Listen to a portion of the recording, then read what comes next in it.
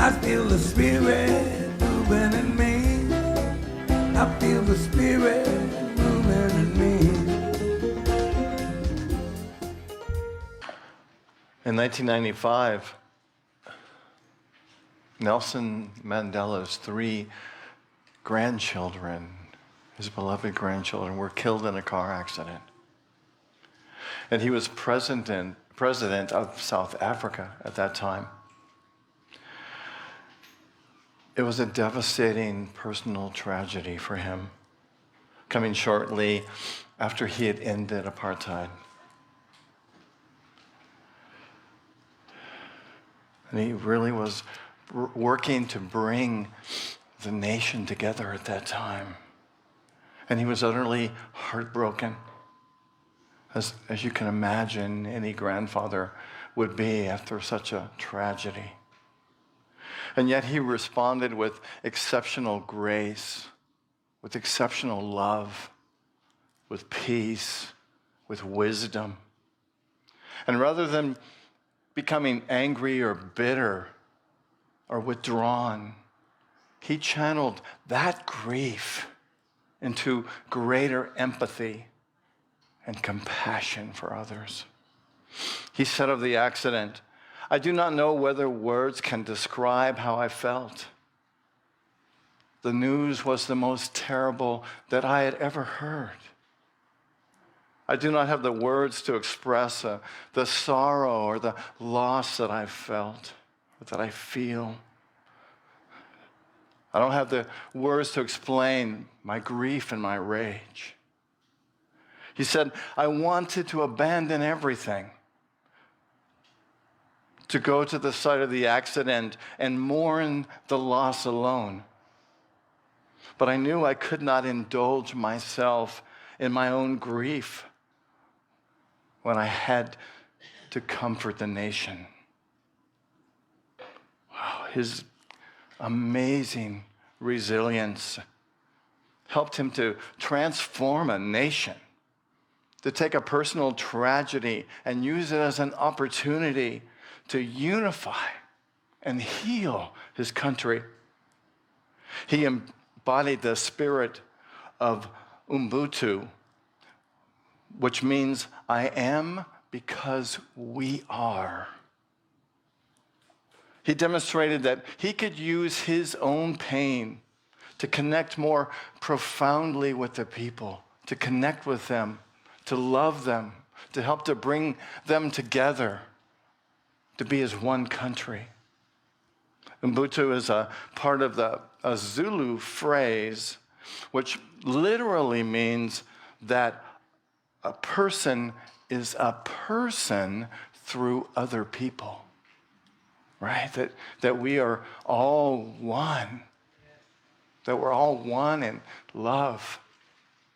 And he was demonstrating how we can come together and support each other and love each other.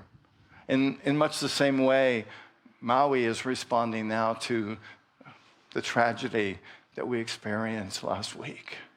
It's an opportunity for us to come together, to be as one, to know that I am because we are. Wow. I am the presence of God because we are the presence of God. I am the presence of love because we are the presence of love.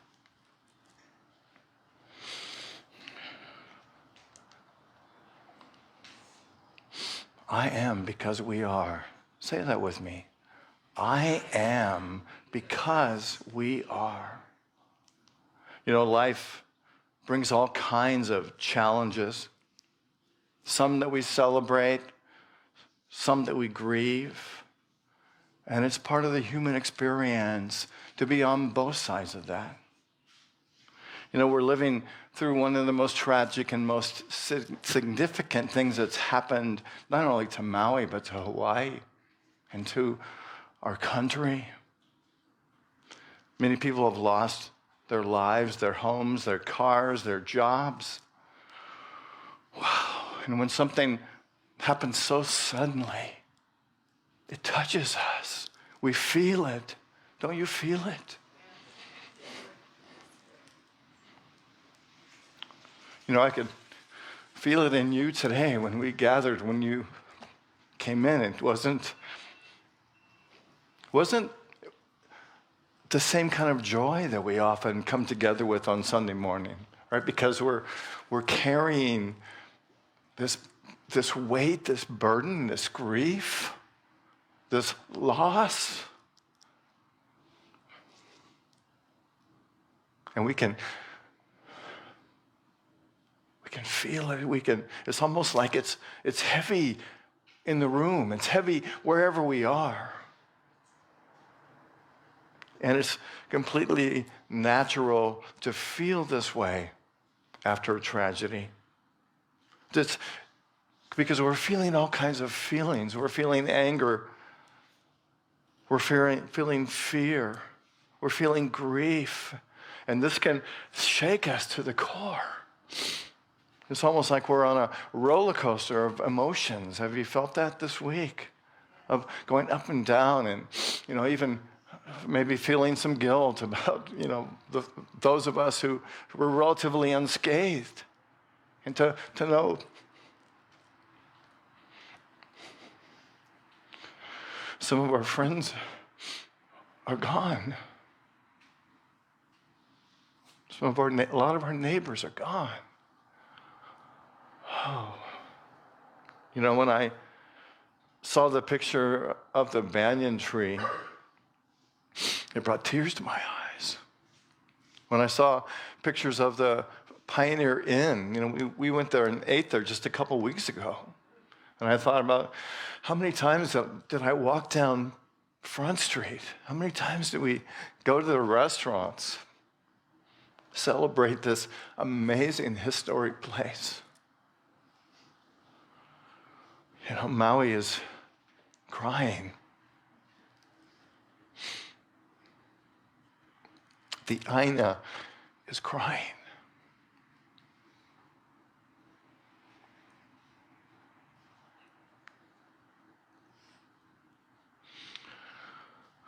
Wow. There's a collective sadness on Maui right now. We can feel it. Many people are hurting.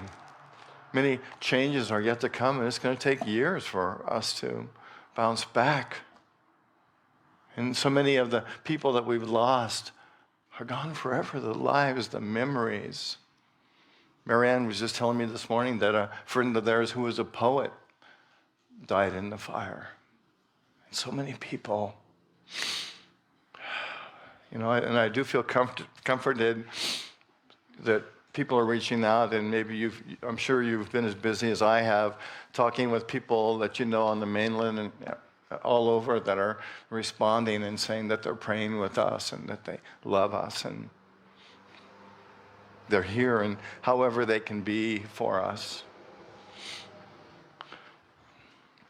And the truth of it is that changes and losses happen to us all. And I think if we can look at it with a heartful perspective, we can realize that we're going to be stronger through this. Maui is going to be stronger through this. I think we have to look beyond the craziness, and the opinions and the judgments and all the stuff that we see on Facebook and on other sites, and just send out love. Our job right now is really to love, to be that presence of love in the world, to be that presence of love on Maui. And know that, this too will pass. And not to diminish it, not to diminish the pain, but we need to really be with it and feel the pain. And so that's part of the healing, is to feel the pain. I know that your spirit is strong. I know Maui's spirit is strong. And as Adam said earlier, no ka'oi. Maui is no ka'oi. We will come back. And I thought it would be appropriate today for us to look at the 5 stages of grief, which is a well-known model, and you probably are familiar with it, but I think it would be powerful for us to look at it as sort of a guideline, of what we are experiencing, how we're feeling, and it's kind of a map to help us remember the truth of who we are, and to remember that the stuff that we're feeling is okay, and to give ourselves the time and the space to feel. I am because we are. And the first stage of grief is denial.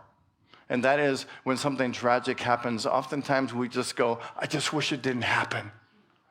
Right? Why can't this just be over? I don't want to be with it. I don't want to face it. I don't want to think about it. Just let it be over.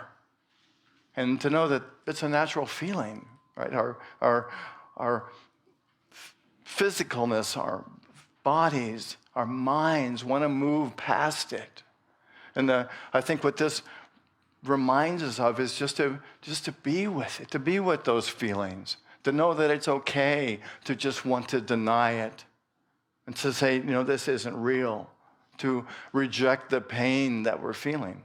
It's kind of ingrained in us, in our society, in our consciousness of Americans, I think, to want to move beyond pain, not to feel the pain, right? How many of us were, I can remember when I was a child seeing parents spank their kids and say, stop crying, right?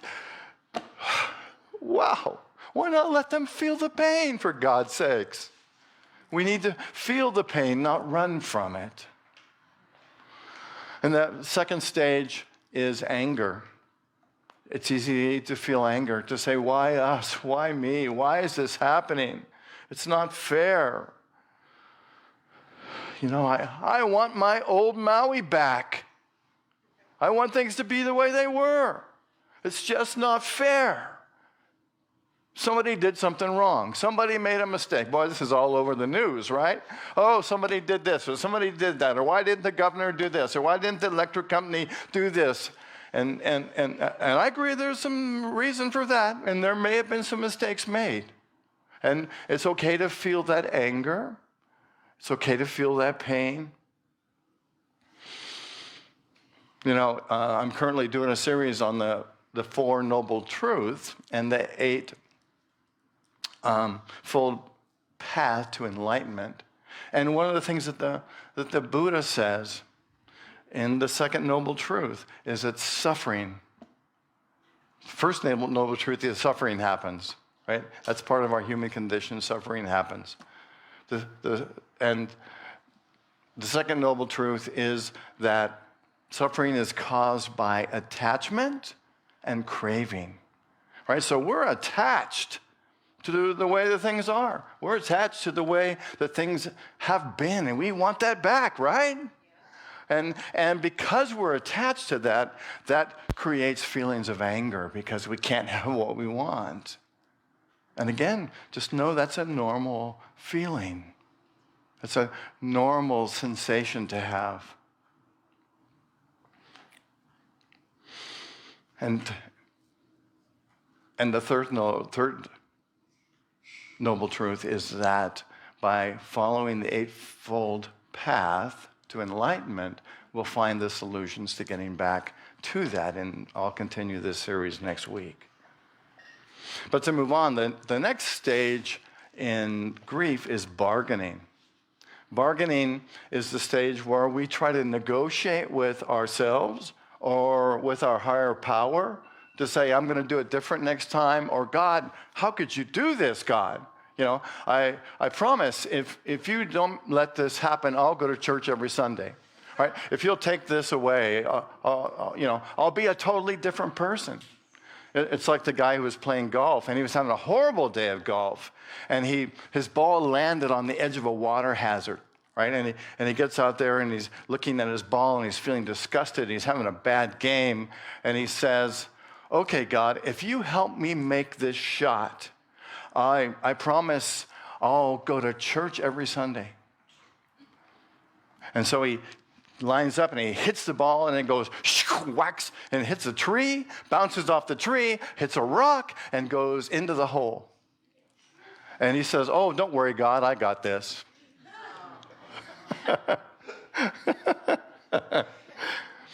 So the bargaining stage is where we kind of try to negotiate, with God or with our feelings. And the fourth stage is depression. Often we get to that place when we realize and we think there's just nothing I can do. There's nothing that can be done. It's like it's when the sadness really sinks in, and it's like, oh God, this is really terrible. This is horrible. And our energy can literally be taken away as we get into this place of being depressed. And a lot of us are on the fine line of that right now, right? You're feeling sad, and I think it's great that we are together and that we're here, because a lot of what we can do to move through this feeling of sadness is to be with each other, to support each other, and to reach out and help others. And I'll talk more about that in a few minutes. I am here because we are. God is here because we are. The presence is here because we are. You are here because the presence is here. I believe in some way, we've been drawn together because the presence of God is in the midst of us, calling upon us to make a difference, to be the light, to be the love, to be the truth that our Maui needs right now. And the fifth stage of the 5 stages of grief is acceptance. And that's when we finally get to the place of, okay, this is what it is. And I have to say about these 5 stages, they're not necessarily chronological. They don't always follow this order, right? You can experience different ones at different times, and they can come back and get you, right? It's like, even though we may have moved through it and gotten to this place of acceptance where we're fine with what is, the way our minds work, it can bring some of the other ones back, and we get to experience them again and again and again and again. Wisdom, truth, wisdom, our power, our love grows as we experience these challenges. And this time is a huge time of growth for a lot of us, to really embrace the spiritual truth that we have and to live it, to really be it, to really be in this place of compassion for ourselves and for others. And we're going to talk about that in a moment. But let's say this affirmation one more time together. Let's say it together. During life's challenges, I demonstrate love, strength, and compassion. And feel what that feels like. In the midst of wherever you are, whatever you're feeling, this is the truth. That you are here to demonstrate love, the love for yourself, the love for all the people on Maui, the strength, which to me means spiritual strength. That means that we rely on our principles, right? To spend time in prayer and meditation, to spend time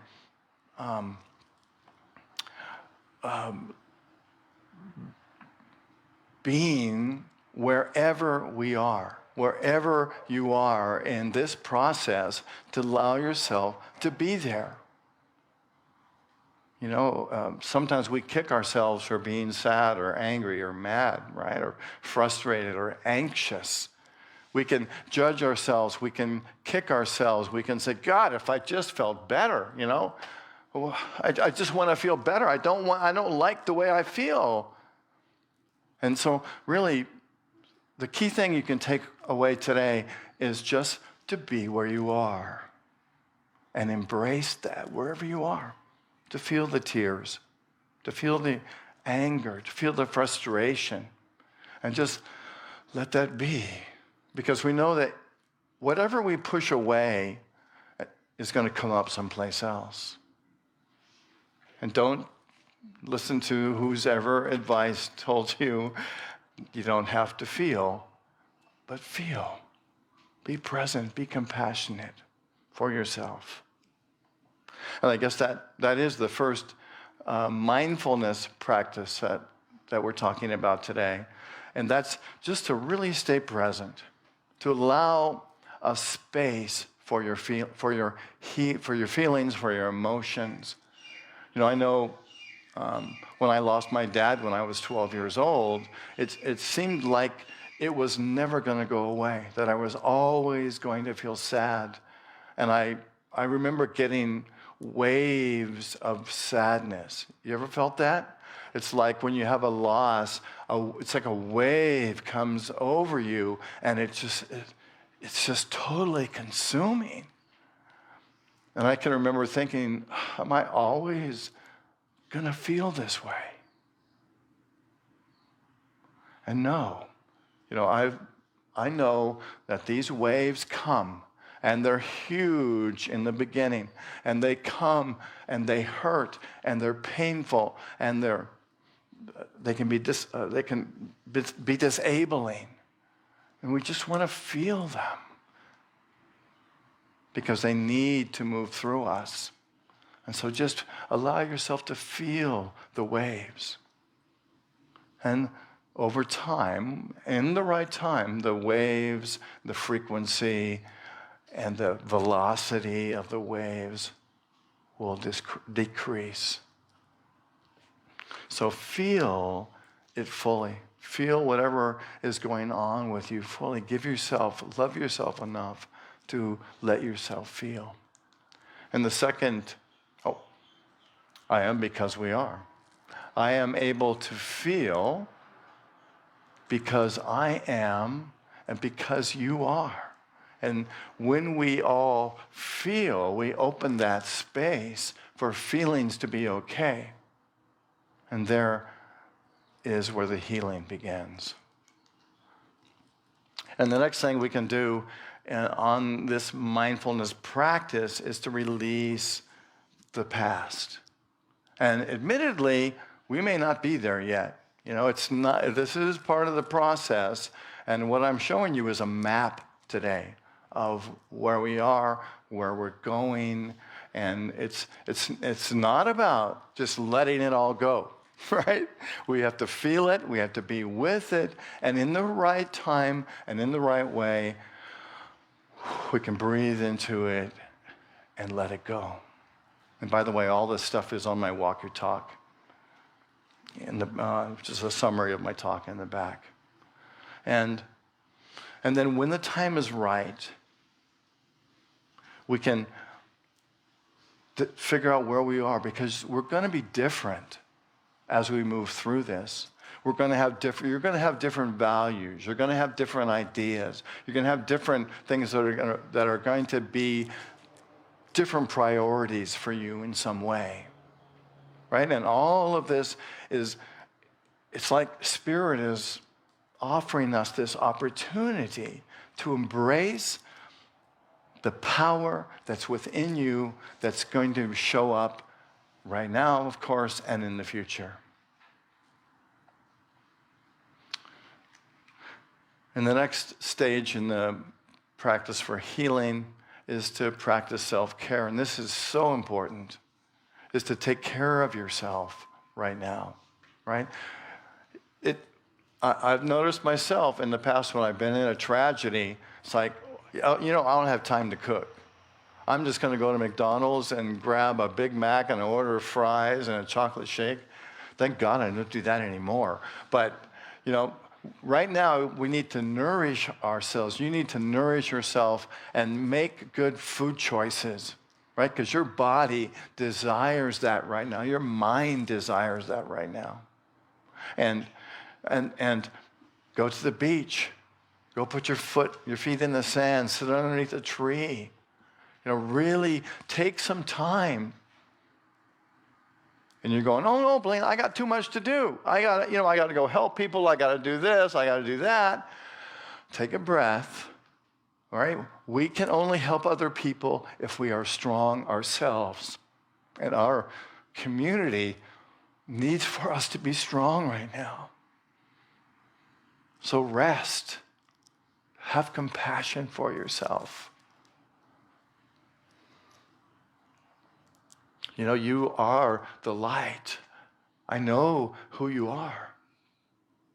You're here because you are caring people who want to help and make a difference in the world. And our world needs you for that. But begin by taking care of yourself first. It's like when you're on the airplane, right? And they always say, all right, if the pressure drops, the oxygen mask is going to fall. Put it on yourself first before your child. If you don't put it on yourself, you can't put it on your child. If we don't service and take care of ourselves, we can't help other people. And my sense is that we're in for a long run with this battle, right?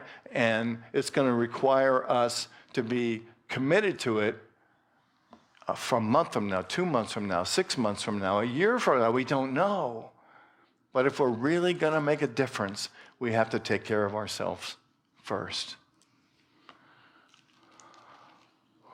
And the next stage on the mindfulness practice to healing is to find meaning and purpose in every day. No matter what you're doing, no matter where you are, focus on what can I do that's going to bring meaning today. It's going to bring meaning to me, meaning to somebody else. It's easy when we get into a place of depression or sadness or facing a tragedy where we just kind of throw it all out. And so, I don't have the energy. Nothing matters. Why should I do anything? It's so huge. And the idea is when we are strong enough, decide what it is, how you can be in every day and every moment to bring meaning and purpose to that day. How can you love in that day? How can you be present to others in that day? It's like, something sometimes calls to us. And maybe you get that little voice that says, hey, something says, hey, I matter, right? This situation matters. This way that I can help matters. So we want to listen to that and to follow that. If the Spirit moves you, then ask, what is it that I can do? And that leads us to the next thing, which is just to remember that we're doing this because we are. I'm doing this. I am because we are. I am love because we are. I am here because we are. So the fifth step in the 7 mindful practices for healing is to connect with your inner wisdom, strength, and resilience. And this is really about going inside and meditating, spending time in contemplation, spending time being with yourself, being with your higher self, and listening and asking, what is it? What is it that's important to me? What is it that I can do? What is it that I can be?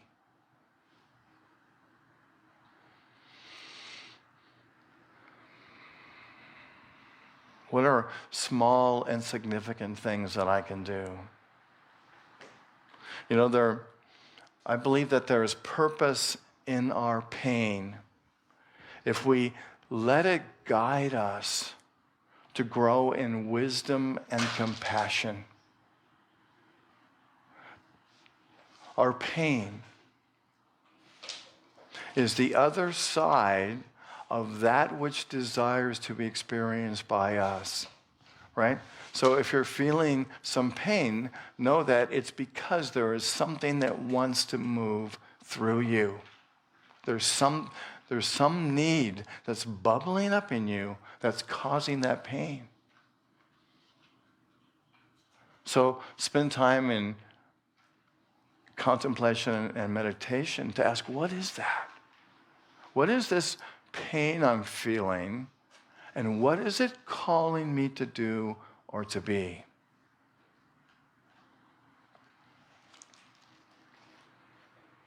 During life's challenges, I demonstrate love, strength, and compassion. And the sixth practice is to reach out and help somebody else. Sometimes we can become so focused on, I got to heal me, right? And that's part of what we're talking about. But at some point, we have to take the focus off of ourselves and look at, what can I do to help? Is there someone that I can help? Is there some place I can be? What can I do to make a difference on Maui? How can I be? You know, it's an interesting scenario that often we think, I got to take care of myself first. True. Or, my needs are most important. True. But if I take care of somebody else, I'm going to be exhausted. False. The truth of it is, if we reach out and help other people, we will actually be energized by that helping when we do it at the right time. And there are so many people on this island that need our help. And we all have our special ways to do it. Some people, it might be working at one of the distribution centers or one of the shelters. And, for some of us, it's standing up and trying to motivate people to go out and do something. We all have our gift, and you get to decide, what is your gift? What is it that Spirit has gifted you with that you can bring to our community and to Maui? What is it that you can give? How is it that you can help? And it's not about doing the things that exhaust you. It's about doing something that you love that's going to serve other people. And the last of the 7 is to appreciate all the good that's being done on Maui, and to really appreciate that. Wow, our community is showing up. Here's a picture that was taken of one of the distribution centers. And I've heard that so many people are reaching out to help that it's unbelievable. In fact, I heard they've been turning people away, right? And that's a beautiful thing. But I would also remind us that this is not a temporary situation, most likely, right? So if you're turned away today, think of what you can do tomorrow or next week to offer help to people. Because, we are showing up. There is so many things. I heard that Oprah was out in one of these events this morning. And second time I've heard that she's brought stuff. Maybe it's more. But she's committed to helping out, as are so many people on this island. And so let's keep this going, right? Let's keep this excitement going and this desire of Spirit to move through us to be that loving Christ presence that we are, to serve other people, to be there for other people, to love other people, to share of our hearts and our strength and our power and our good words, and maybe just to hug somebody. Tragedy can seem to isolate people and for them to feel defeated.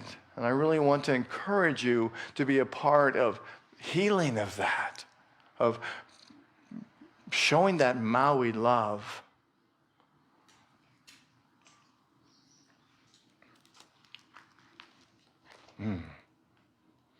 I love that. So friends, we've experienced a lot today. There's much to be aware of, and I acknowledge you, and I love you, and I appreciate you, and I know who you are. I know how strong you are. I know that Spirit is big in each one of you, each one of us.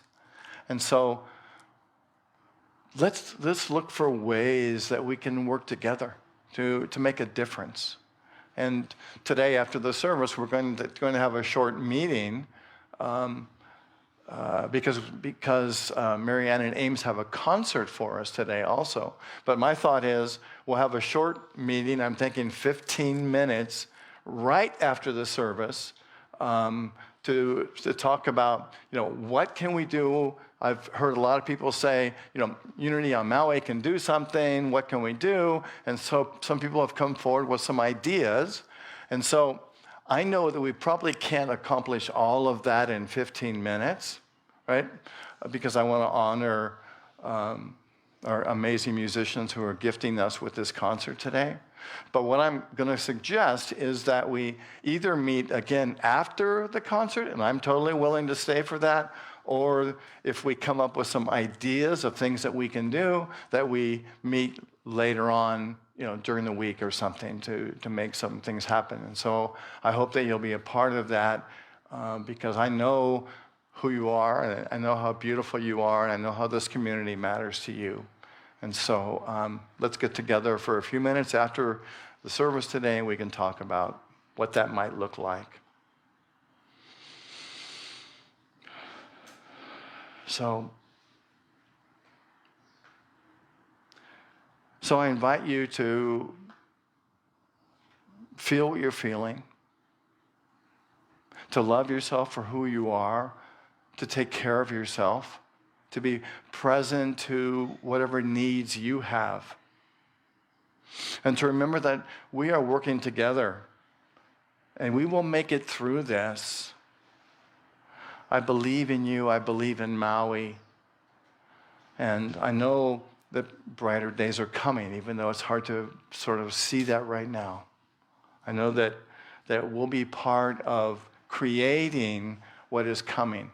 And the world, the United States, is reaching out to us to help us. And so thank you for all you do. And let's join together in meditation and prayer.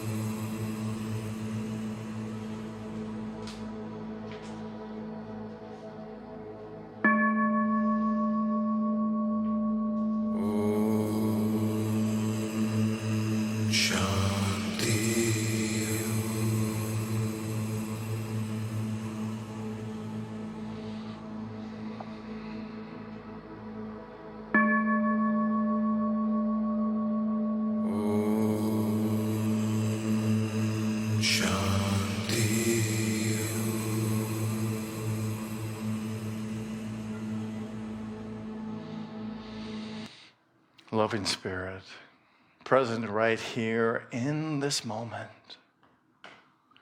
We know that your light of love is moving in and through us. We know that we are one with your amazing, magnificent presence. And we open our hearts and our minds to feeling the fullness of this time. We know that we are guided in the right way, guided by love, guided by truth, guided by compassion. And we know that we have all that we need.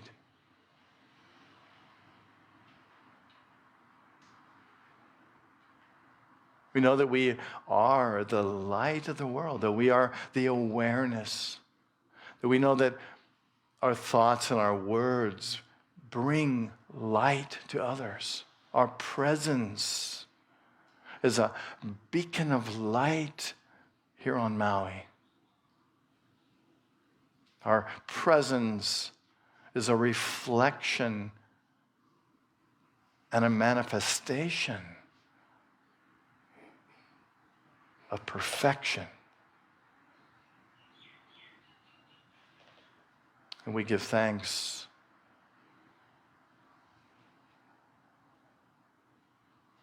Knowing that we have this amazing opportunity to love a little more, to have more compassion, to exhibit the truth that we know in everything we think, say, and do.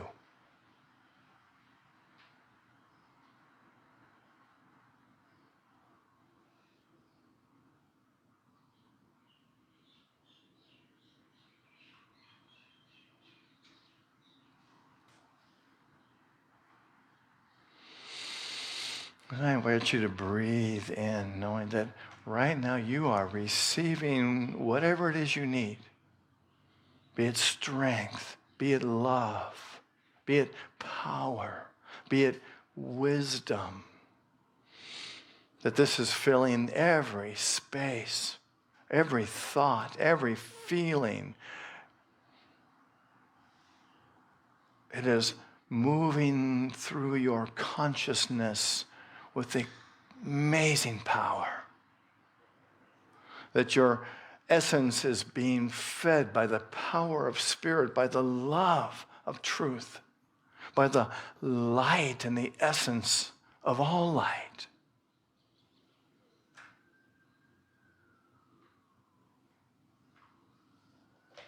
You are mightily blessed. You are amazingly powerful. You are a beautiful expression of spirit. Breathe into that.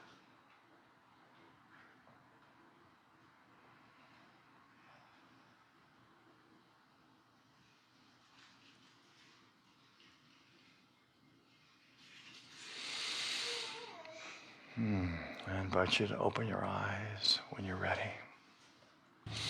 Well, I invite you at this time to prepare your love offerings and your gifts to Unity on Maui.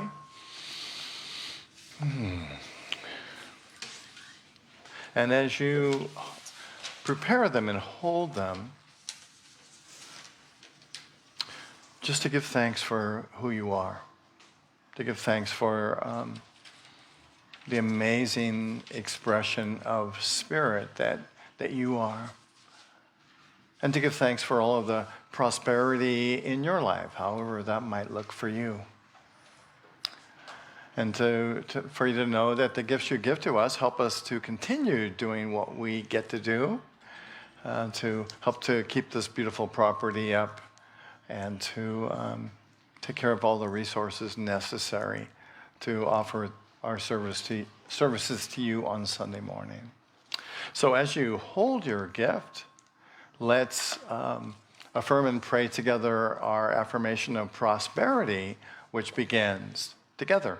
Through a grateful, giving heart, my mind and life overflow with the abundance of God's all-providing, infinite supply. And so it is. Loving Spirit, we give thanks for these gifts that have come to us in love. We hold them, we bless them, we give thanks for them, knowing that they are moving in this community, across this island, and out into the world.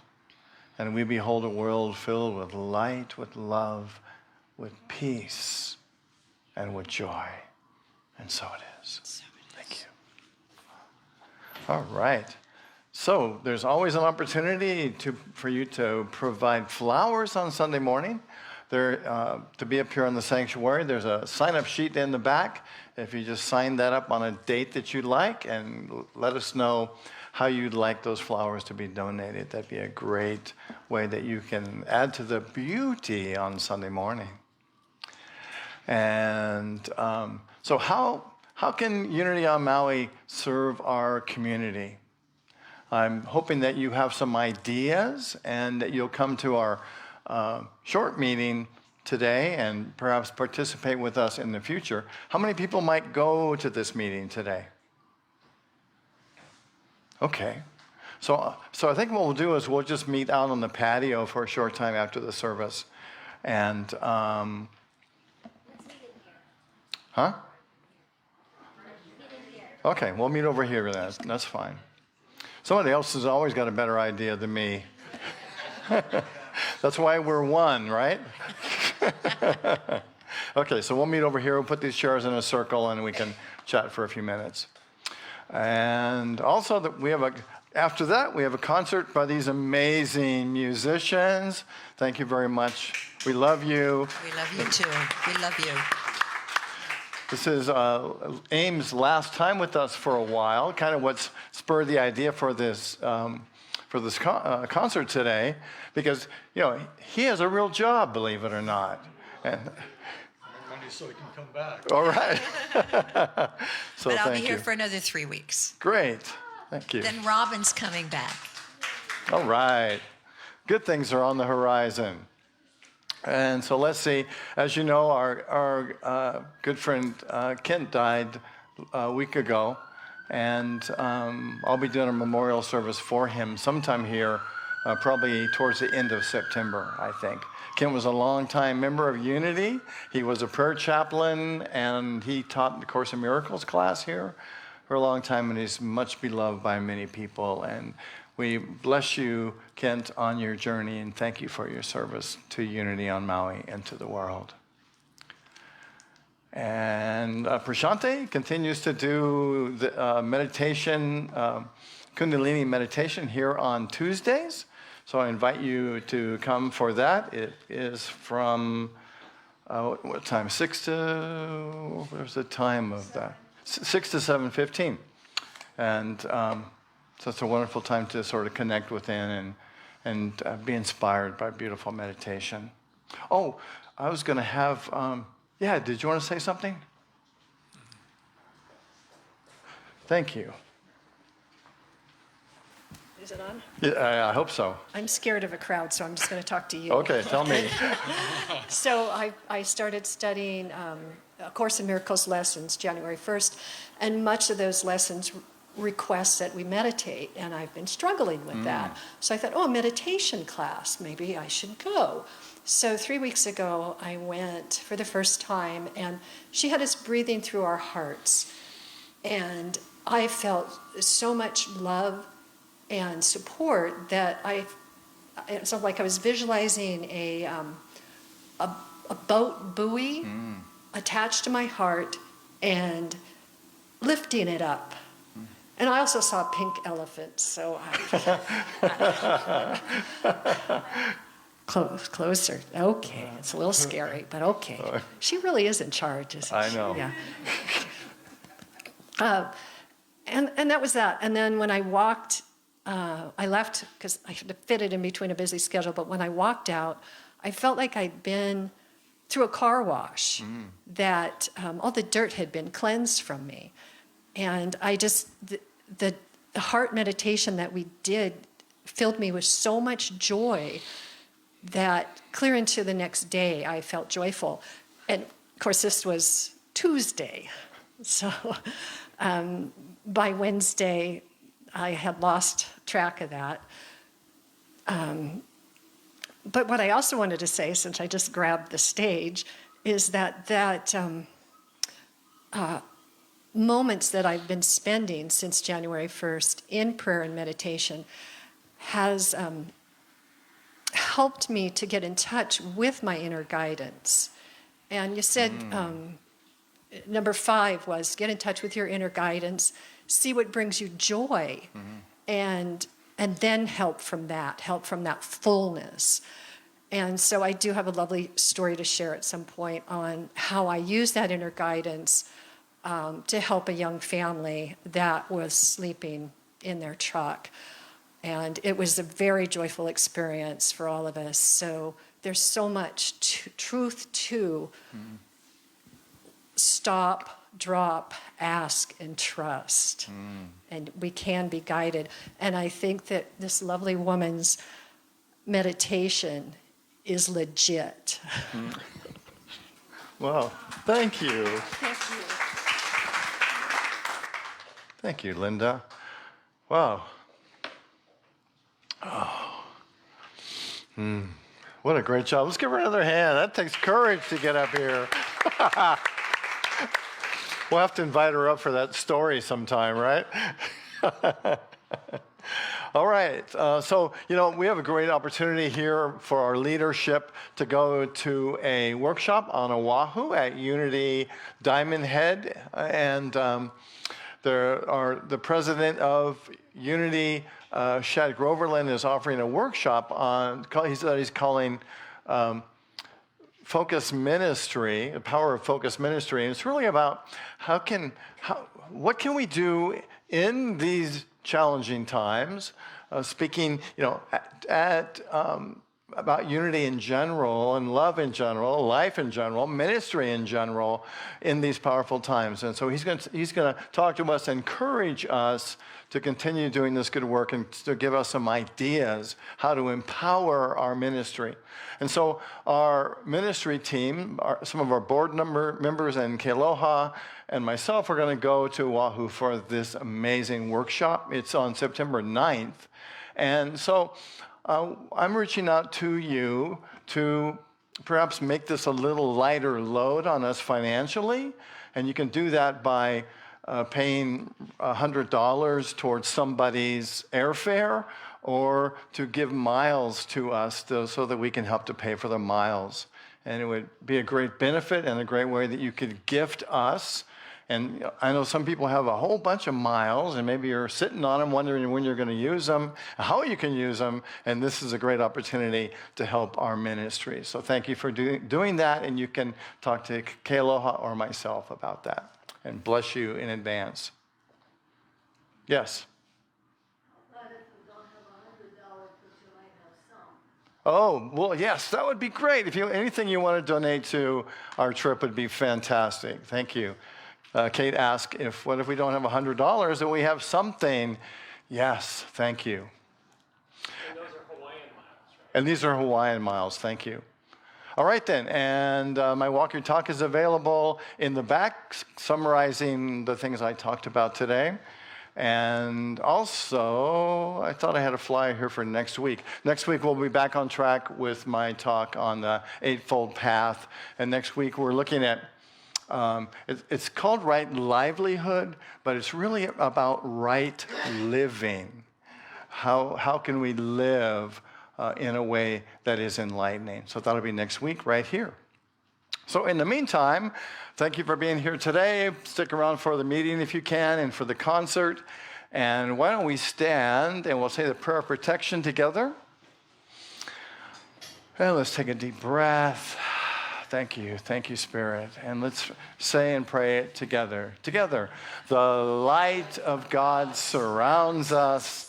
The love of God enfolds us. The power of God protects us. And the presence of God watches over us. Wherever we are, God is. Thank you for being here today. God bless. Where I live,